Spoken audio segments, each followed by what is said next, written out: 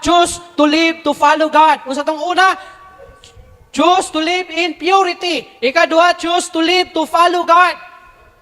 Nag-exista din kalibutan na para lang mag-obey sa Ginoo, para lang magsunod sa Ginoo. Giluwas ka sa Ginoo sa usa ka purpose to follow Him.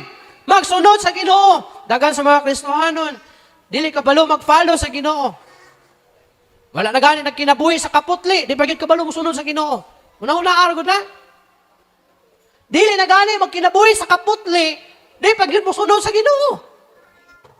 Can you imagine kung unsa kasakit ang bation sa Ginoo diha siyang dughan, nga ang iyahang anak nga giluwas, dili kabalo magkinabuhi nga putli siya nga tubangan, di pa gyud masunoddanon o di pa gyud matinumanon, di pa gyud mosunod sa iya. Unsaon man ang kumpleto ang imuhang attendance sa church, pero kumusta man pod ang imuhang obedience?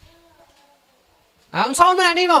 Kumpleto ang imong attendance sa church, pero disobedient ka sa Ginoo. Unsaon man nimo?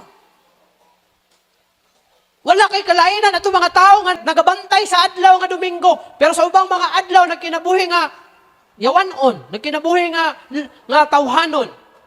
Pero pag adlaw Domingo tuwa sa simbahan, kung ang imong kinabuhi kay kumpleto imong attendance matag Domingo sa simbahan, pero sa laing adlaw naga-disobey ka sa Ginoo, wala lagi kay kalainan ato mga tao nga nagasimba og Domingo pero demonyo sa laing adlaw. Nakuha ninyo? So kinahanglan mo obey ta sa Ginoo. Musunod ka sa Ginoo. Sa diha nga nahimo kang Kristohanon, follower na ka sa Ginoo. So you should obey the Lord diha sa imong kinabuhi. Luke chapter 9 verse 23 nag-ingon, Jesus said to all of them, if people want to follow me, they must give up the things they want. Kung ang tao gusto mo sunod kanako, kinahanglan nga ilang biyaan ang mga butang nga gusto nila.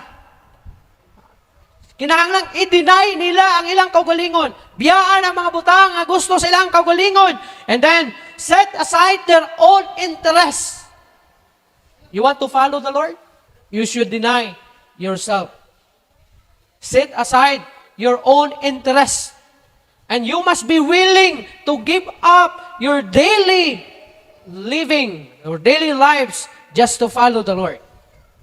Kinahanglan nimong i-give up tanan kung gusto kang musunod sa Ginoo. Kay nung dumatong tao nga giimbita ni Jesus Christ na ikaw sunod ka nako, ingon niya, mo mananghid sa ako ang pamilya.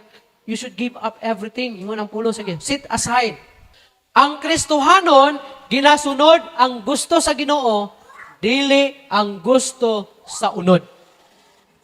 Maunay kalainan kung Kristohanon na